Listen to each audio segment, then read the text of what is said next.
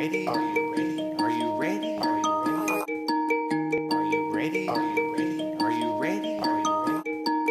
Are you ready? Are you ready? Are you ready? Are you ready? Are you ready? Are you ready? Are you ready to get it? You ready for war? Live is back, are you ready for more? The waiting is over, it's time to get poppin'. We all wanna win it, just cash in the pocket. To be alive, nothing can top it. Fantasy's back, football's the topic. 50 down for 50 in profit. Boss at the top and we all wanna drop. I'm taking the spot, bury the coffin. Time for the action, enough of the talk. Time to get crackin', live is back. And speaking the facts, the champ is bossing back to back. Don't have it that often, enjoy the throne. It's time to get off and welcome back. It's time to get started, time for the weak and the strong to be part. We're all in the war, fight to the finish. Mad about trades, but it's part of the business. Do what you need, it's all about winning. Try to be king, on the division. Wanna be champ, that is the mission. Why with the flow? This is tradition. Ready to go, time for the show. Roll your bloods, get ready to blow. Get ready to hear the good and the bad. You might not agree, but it's only on facts. If you get ugly, yeah, that means you're whack. GENO and Matt, finally we're back. Analyzing and sharing the stats, giving opinions and checking the facts. Keep it six, built to the draft. A league of 10, let's see who can last. If your team stinks, it belongs in the trash. Race to the end, try not to crash. No one agrees, all of us clash. Something like Titans, fighter gets smashed. You better contend if you wanna be champ. If you won't pay attention, you don't have a chance. No chance to win if you don't have a plan. Get a chance at the shit, better win if you can. Yeah,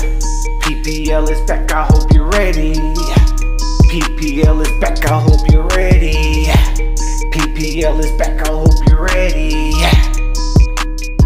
I hope you're ready. Here we are already here. It's time for the Turkey Tussles. PPL Live. Happy Thanksgiving, everybody. We're at that point in the season. We know it's critical once you start seeing the Thanksgiving decorations come out. The turkey, the dressing, all of that good food ready to get gobbled up. Let's see who can gobble up a playoff spot as we start our Week 12 PPL Live. But before we jump into Week 12, let's take a look back at Week 11. Starting with the Argonauts, leaving no doubt 2 weeks in a row, get a big Alpha Conference victory over Trey Fitty, 161-111. Appease the gods, pulls the upset. Shots squad underestimated, 116-109. Only for the boss, keeps it going. Another win, make it 8 straight. Win the Alpha Conference title, 139-72 going away. The Skulls keep themselves on pace, 120-101 over the Gaff, whose playoff hopes are officially over. And Patty's Twins gets the upset, keeps their slim playoff hopes and Omega title conference hopes alive, 119-110. Alrighty, PPLs, we're going to give our fantasy trends presented by Snickers final standing projections. Starting at number 10, the Baby Gas team, same old same. Number 9, the Gaff. These two will be picking in the top 2 in the PPL draft. At 8, Patty's Twins. Snickers still not impressed with the surge. At 7, Appease the Gods. Big win, they're not seeing it. 6, we got the United Players, the Destroyers. Why are they falling off, Ulysses? I think you know why. 5, Trey Fitty. Despite the defeat, they still find themselves in the mix. At 4, the Skulls. The Skulls looking like they might run up and win that Omega Conference title. 3, the Argonauts. It looks like Snickers like that trade there. That's the only reason they should be ranked that high. 2, Squad, underestimated. Squad got to get back on track. Maybe they can do so this week. And number 1, the PPL champs. No questions there. Only for the boss, man. What do you think of these rankings? I mean, it's all coming into focus, right? I mean, you did point out the one big discrepancy right now, as of today. Yeah. Patty's Twins would be in the playoffs. Argo are actually 2 spots out of the playoffs. Right. So, Snickers clearly thinking that the Argo are going to do a late season surge and maybe sneak past the Twins. I'm looking forward to seeing it. But, hey, you leave no doubt 2 weeks in a row. What am I going to say? Right. No, definitely. No question about that. You leave no doubt. It looks like Snickers is going to take notice. But that being said, man, it's time to get into the nitty-gritty of this thing. Let's get into the good, the bad, and the ugly of Week 11. All right, before everybody picks up those plates and those forks and spoons, give it to us, Ulysses, the good, bad, and ugly before we get to eat. I mean, I'll tell you what I'm going to say about it. Argos get my good this week. Oh. I mean, you tell me a month ago that the Argos are still breathing at this point. Right. I mean, they really limped into November, have really come on as of late. And, I mean, in a week where Dalvin Cook and Justin Jefferson combined for about over 10 points, right, you still go for 161. Tony Pollard's taking over the game. Yeah. We're seeing that why Aaron Rodgers is missing Devontae so much with what he's doing. T. Higgins got solid play from D kicker head coach. And then you go to the bench, and it gets even better. I mean, you see what Najee did. Olave, I mean, he's produced on the Argos bench, and I mean, to see him get this guy moved in a trade, I mean, he maximized the value of that rookie. So right. It was a really good week all around, including the victory over I Need About Trey Fitty, who again put up a decent line, but again, Argos just looking strong. All right, man, give me your bat. Bad. United plays the Destroyers. Man, these guys, I mean, again, I picked them as I had the Twins as the lock of the week. They kind of gave me a little bit of a heart palpitation on that one. Wasn't as dominant as I thought it could have been. But across the way here, you've got the UP with an open head coach spot. I get it. The Dolphins are tight. Are they jeopardized a week tight? No, they're not. Okay. He could have went out there, and if he got a coach, any coach win, he wins this game. Okay. I mean, and again, why is DeAndre Hopkins not in your starting lineup? Right.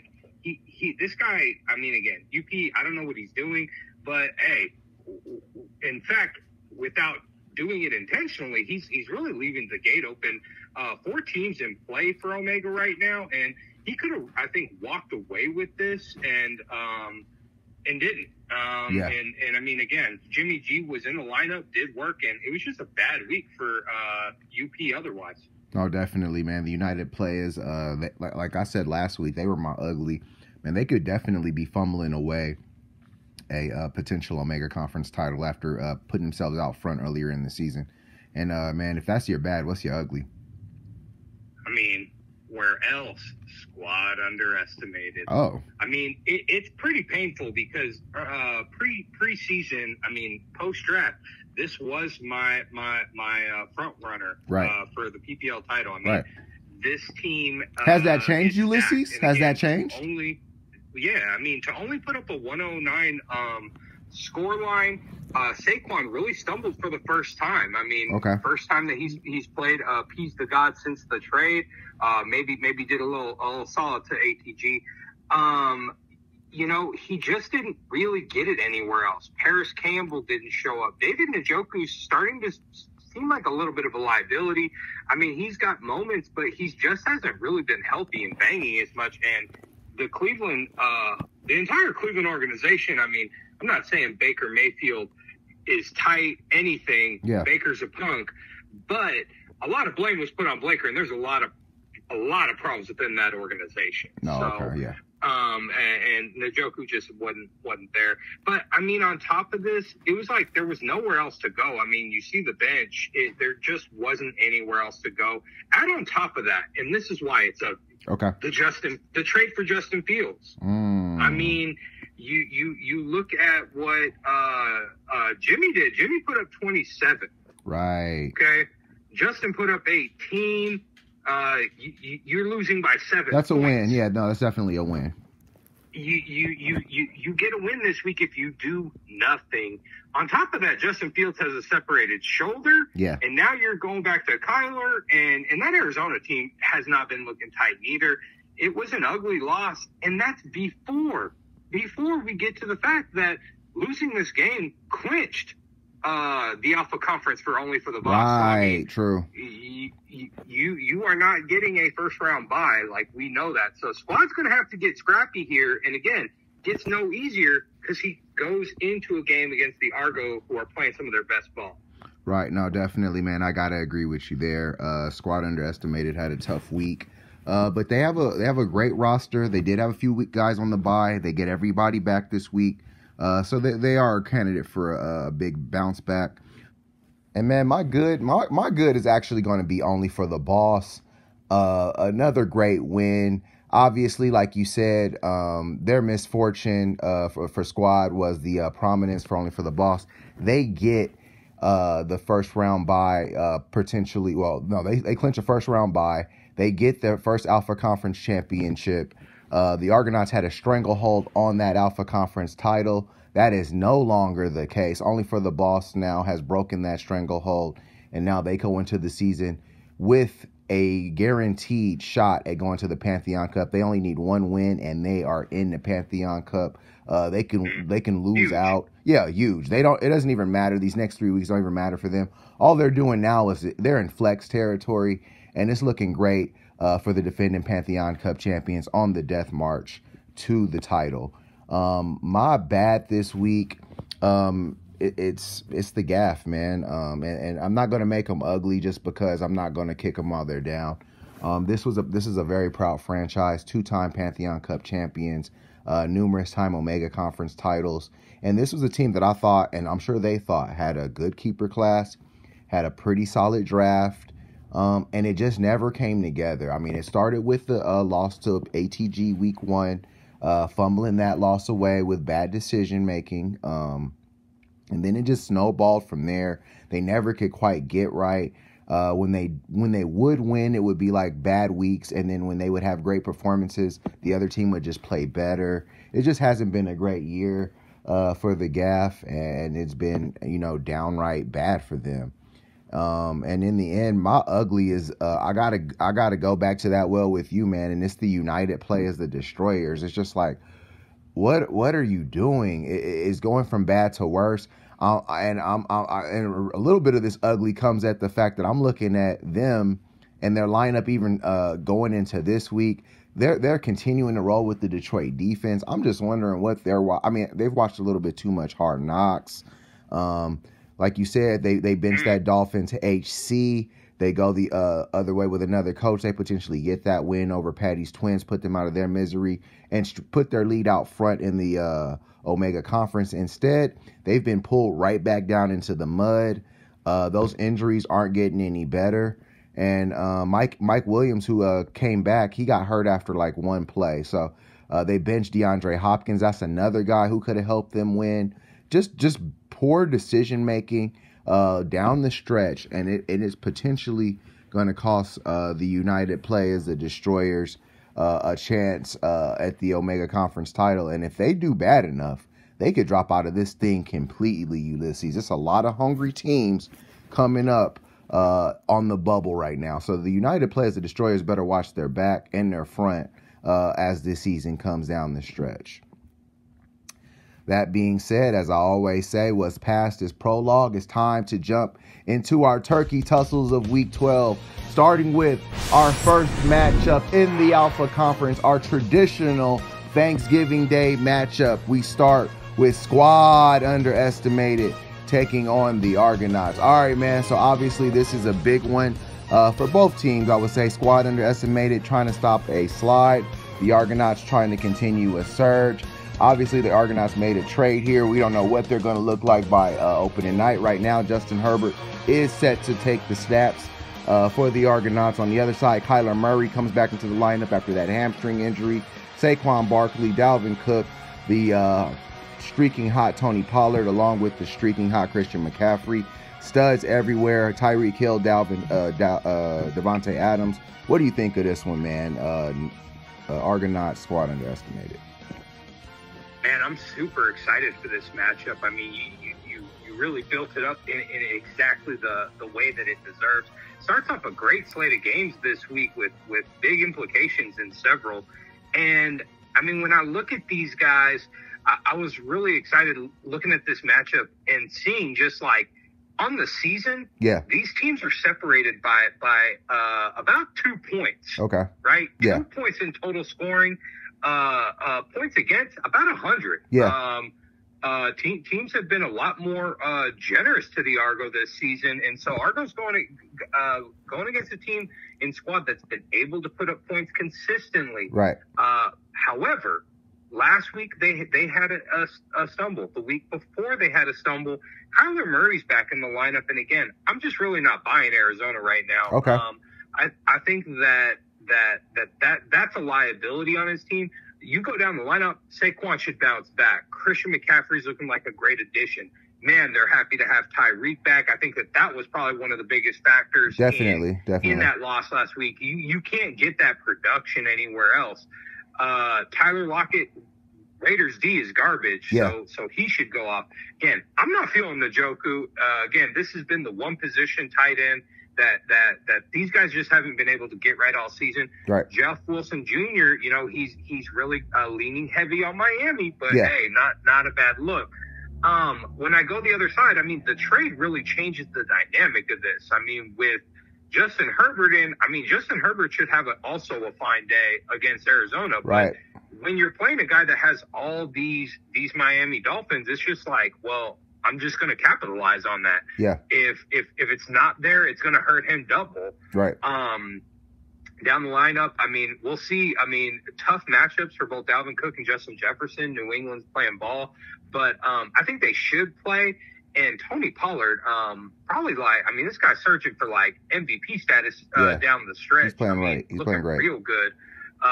Again, I just think that this one really does come down to the fact that the Argo have better options, even if this isn't their starting lineup. Easily, he could go Najee, T. Higgins. I mean, even Gabe Davis has a great matchup against Detroit. Right. On the other side, I mean, we just have seen that these injuries are starting to stack up. And again, I just don't know if squad's going to be able to put in the best lineup against a team that's getting red hot at the right time. I've got the Argos winning in a very close matchup. Okay. 141 to the squad's 136. Yeah, man. No, this is definitely a close matchup. As I look at this matchup, I think it's going to really come down to how Kyler looks. And he plays Herbert. These guys are actually going to play each other in the actual matchup this weekend. Now, the Cardinals have one of the worst, the 30th ranked pass defense in the league. I think that's what the Argonauts are looking at. Also, the fact that with Keenan Allen back in the lineup, it really opens up that whole passing game. And we saw Joshua Palmer really take advantage of that for the Chargers earlier this year. I'm looking also at the plays with Saquon Barkley and Christian McCaffrey. Both guys are in matchups that I feel like they can take advantage of, especially in the receiving game. I expect the Giants to get behind in that matchup, but I expect a lot of balls to pepper down to Saquon and for him to take advantage of that. On the Argonaut side, it's a lot more nip and tuck in their matchups for their RBs. I'm looking at Pollard against the Giants, who he's still going to split time. The Argonauts could almost also venture to go with James Conner. They know Conner's going to get a full workload, something Pollard isn't going to get, but Pollard takes advantage of his touches as we saw last week. And that's probably why he's so valuable right now. But looking at down the line, I love Kansas City going up against a third-string quarterback for the Rams. The Niners are playing the Saints, a team that may not be a big-time resistance, but I think that they can score some late points. Both coaches should win, but I think Cincinnati against Tennessee is a little bit tougher of a matchup than Baltimore at Jacksonville. In the end, it's close, man. It's hard to call, but I'm gonna agree with you. I think the Argonauts find a way to get this win and keep their season going with a huge win over the squad underestimated. I got the Argonauts getting this one 136. The squad underestimated is 131. And moving on to our next matchup, we go into our interconference matchup of the week. It ain't a turkey bowl, it's a toilet bowl. We got the 2-9 Omega Conference Gaff Attack taking on 2-9 the Baby Gas team. All right, man, we kind of talked about this a little bit off camera, man. It's funny how two teams can take totally different paths to the same fate. We got the BGT not setting their lineup, throwing their hands up. I mean, I've gotten calls from sources within the team saying ownership is so disgusted with this year's team. that they're almost in protest mode. I don't understand it, but this is what they say they're doing. On the gas side, they're scratching and clawing for life every single week, yet they find themselves at 2-9. No lack of effort on their part, man. What's going on with the GAF and what's going on with the BGT, man? 2-9, 2-9, the top 2 picks in the 2023 PPL draft.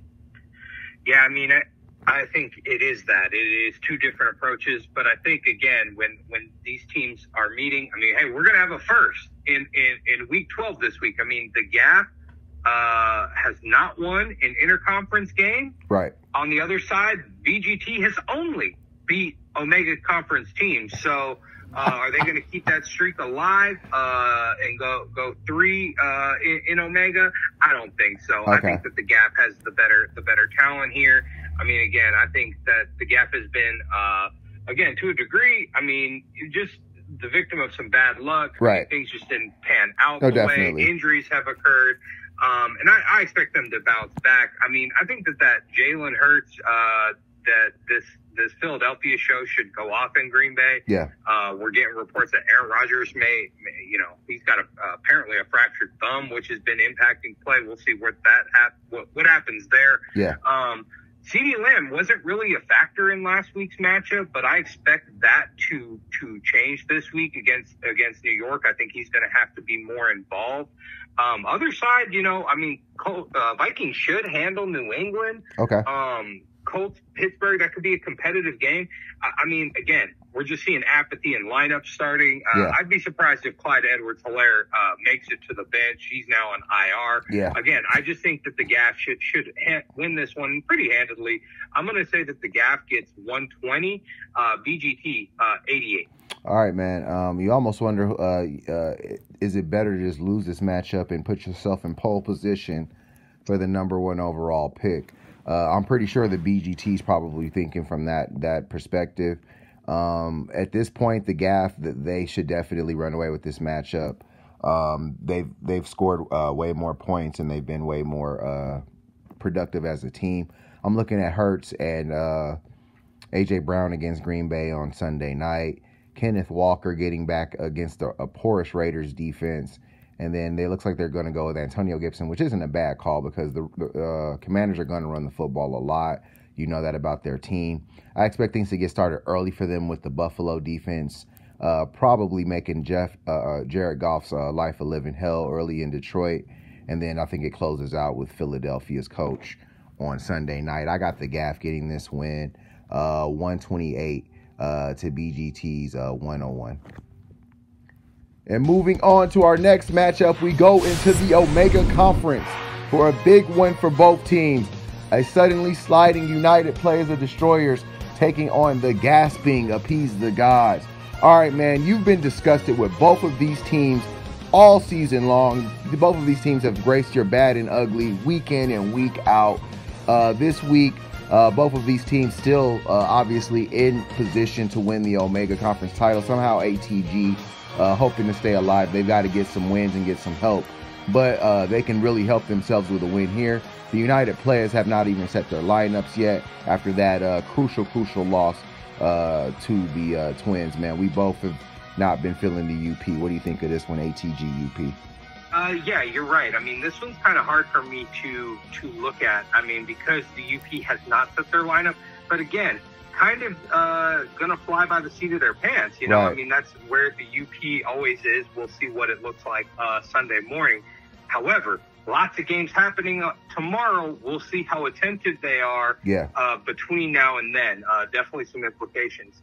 That being said, cause for concern, right? UP lost what I think was a very winnable game. Losers of 2 in a row right now really have just needed to win any of the last few weeks to really set themselves apart. Can't do it, man. Haven't done so and have allowed teams like Appease the Gods to hang in there. And I think that it's to their detriment this week. Again, Lions D is in against Buffalo. Dolphins coach is a lock. I'm just seeing a lot of things here that fall into Appease the Gods' favor. You mentioned earlier the Mike Williams injury. Yeah. It looks like Joshua Palmer is the direct beneficiary of that. And he's been a stay great, lineup as long as he plays like he did last week. But I think Appease the Gods has a couple of good matchups. Lamar and Andrews against Jacksonville. David Montgomery's role will probably increase no matter what if Justin Fields isn't 100%. Yeah. Again, I just think that he also picked up Latavius Murray, who now will be the starting back. We saw what Mixon did to that Carolina defense a few weeks ago. Yeah.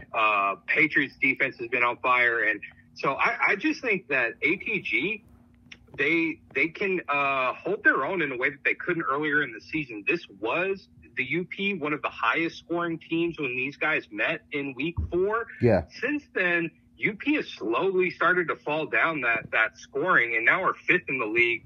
So I think that Appease the God stays competitive and makes things interesting in Omega. I've got them winning a close one, 119 to the United Players, 116. All right, man. This is a tough one, but I'm going to have to go with what I know. And what I know is that Lamar is going to be in the lineup. Appease the Gods is going to take this matchup seriously. They're going to be ready. The United Players, they might not snap out of it until they're sitting down, having some turkey, and realizing, oh, snap, I have Detroit D in. Oh, snap, Swift is in. Oh, snap, I haven't set my lineup. And then he's got to scramble from there. And if that is what happens, because that Detroit defense against Buffalo is like a poison pill in that lineup, I really like ATG to get this win. We talked about Joshua Palmer last week. I really sung that young guy's praises. And as I said was going to happen, it actually happened. The coverage kind of shifted away from him because he was no longer receiving number 1 or number 2 attention. And he went off on that number 3 DB, going for 2 TDs and over 100 yards receiving. Mike Evans gets back into the lineup. Trust me, Tom and those guys want to win. They want to get back on track. And Cleveland's not going to be of much resistance, I don't think, defensively or offensively. I think Tampa Bay actually does a solid job of getting themselves into late season mode. Lamar at Jacksonville. Jacksonville's got one of the worst defenses in the league. Now, Lamar's had some quiet struggles this year. Quiet is kept. But I still expect him to be viable this week in a bounce-back performance where the weather and the wind won't play as big as an effect as it did in that Carolina game for him. I do like the Latavius Murray play, but the fact of the matter is that Denver struggles to move the ball regardless, and so that could just cap Latavius' upside altogether. ATG also has some other options that they could look at there, but Latavius isn't the worst play. I like Mark Andrews. And Devin Singletary's finally starting to get the respect he deserves in that offense. I got ATG getting the win. Now, if the United Players are able to get a viable lineup in there, they can definitely make this one competitive. But at the moment, I'm going to go with what I know. ATG gets this one 117 to the United Players 106. And moving on to our next matchup, we go into a big one in the Alpha Conference, a revenge matchup. For the Pantheon Cup champions, we've got Only for the Boss taking on I Need About Trey Fitty. All right, man. Revenge is on the mind of the boss. I've heard sources say they really got this one circled up because they didn't like the fact that they lost to this team earlier in the season in the 1 week that they weren't able to muster a high score.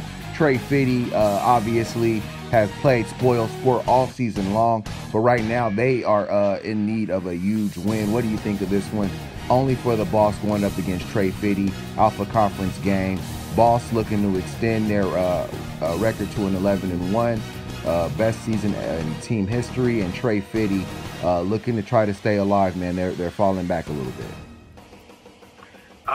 Yeah, well, I mean, Only for the Boss's only blemish on their record came at the hands of I Need About Trey Fitty. So, I mean, I can absolutely see why they have this one circled. And, I mean, for that reason, I've got it as both my lock of the week and what I think is going to be the Leave No Doubt matchup. Okay. It all comes down to what the league MVP is facing this week, and it's a terrible LA Rams team. Right. And so I think that they have a field day at the quarterback, tight end, and head coach position. I see no reason that they should not really just get out there and gap out. Right. Again, there are other guys, Nick Chubb, Miles Sanders, Stephon Diggs. Good matchup. He's going double tight again. And it was beautiful last week. Vikings D. I think isn't a bad play. I think that New England Vikings game could potentially be a low scoring matchup. Both teams going under 20. Other side, there's just too many question marks. I mean, I need about Trey Fitty's a young team. The one thing I'd like to see in their lineup, and I don't even really have a suggestion of who he moves out. Yeah. But I think that somewhere Traylon Burks, I think, is ready to get into this lineup. I think he's really emerging, and I mean he's looking like he has keeper potential. Right. For I need about Trey Fitty, and he's going to need that kind of playmaking ability. And I think if Tennessee's going to beat Cincinnati, that it's going to be with a guy like Traylon Burks getting in the mix. Right. So, but I think right now, only for the boss gets that revenge. Okay. Does what they do down the stretch, what they've been doing, marching to what would be a repeat Pantheon Cup performance. Again, I've got them leaving no doubt. I've got this team going 153 to I need about Trey Fitty's 119. Okay. I'm inclined to agree with you, man. Only for the bossy, it's this one. Like you said, man, it's the matchups. I like Nick Chubb against that Tampa Bay defense. Not quite the run defense it has been in the years past. Miles Sanders, he needs to get the ball again. They really have neglected giving him the ball the last couple of weeks. I think that he gets busy against the Packers on Sunday night. Stephon Diggs, I think he gets the fireworks started. Deebo Samuel and George Kittle, that was a great double up on Monday night that really put the boss out front. And then obviously we know what Travis Kelce can do. That Minnesota defense, it's a solid play because we know Mac Jones isn't a huge threat. But at the same time, I think the Patriots are going to try to run the ball a lot. There might not be a lot of opportunities for turnovers for the Vikings, and that might not be the best play. The boss may be able to find something better there. Coach-wise, is super strong there. On Trey Fitty's side, they get their guys back. I mean, let's talk about what happened last week for Trey Fitty. They got a 20-point coach win. They got 23 from their kicker, and they got 19 from their defense. So they were able to make the right plays at all the intangible positions, and that was able to really push their score up. But their lack of depth really started to show up in last week's matchup. They get their guys this week. I think that really helps. But I'm going to tell you who needs to come out of the lineup so that Traylon Burks can come in. And I'm talking about Jabril Wilson. I don't understand that insistence on playing Wilson. I think Burks is in a better situation with a better quarterback who's not getting benched, who's not in a controversy, who's not got a lot of pressure on him, who's in a matchup that they know they're going to have to throw the ball because Cincinnati's going to air it out. It's just probably not going to be a great week for Trey Fitty. But the more we doubt this team, the more they come through. I say that this isn't the lock of the week, that Trey Fitty actually does make it interesting. But in the end, those Chiefs rein them on in. I got only for the boss getting this win, 138 to Trey Fitty's 124. And moving on to our prestige matchup of the week, we go into a huge one in the Omega Conference. Two teams who have dreams of grandeur, two teams who have a huge chance of seeing those dreams come to fruition. We got suddenly surging Patty's Twins taking on the staunch stoic Skulls. All right, man, so here we go. The Skulls, no panic despite a couple of midseason losses. Get back on track with a big win against the team we thought could get a win over them. Patty's Twins obviously have now won 3 straight. This is what they've come to be known by in their calling card. Starting slow, getting hot late in the season. What do you think of this prestige matchup of the week? The Omega Conference giving us a lot to watch. Got my popcorn ready. Who's going to win this conference? Who knows? This one might give us some insight. Patty's Twins, Skulls. Yeah, and I mean, I do give it to Patty's Twins. I mean, similar to Argos, a few weeks back, I thought they were kind of dead in the water, not really going to make a push. And although I think it's commendable the push that they've made, I think that reality comes back this week. I mean, they're playing a Skulls team that can put up points, and I think that is ultimately going to be the issue here. Is I think that they can outpace Patty's Twins, and I'm going to say why. Aaron Rodgers been playing a lot better as of late. Top of the lineup. Issue means that GENO's getting in the lineup, and again, GENO should go off against Las Vegas. So I think that's kind of a moot point for me. The other positions to me though that again, which Jonathan Taylor's going to show up.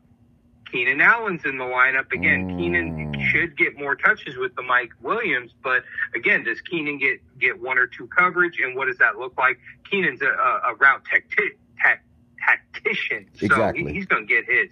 Amon St. Brown, I'm not so sure about. And Dameon Pierce, I mean, kid's a stud. He's going to be a keeper. I just think that they're wearing the wheels off this kid already this season. And, I mean, we saw it last week, I think, to a degree. He's a Florida boy. He's at home. Chicago. Yeah.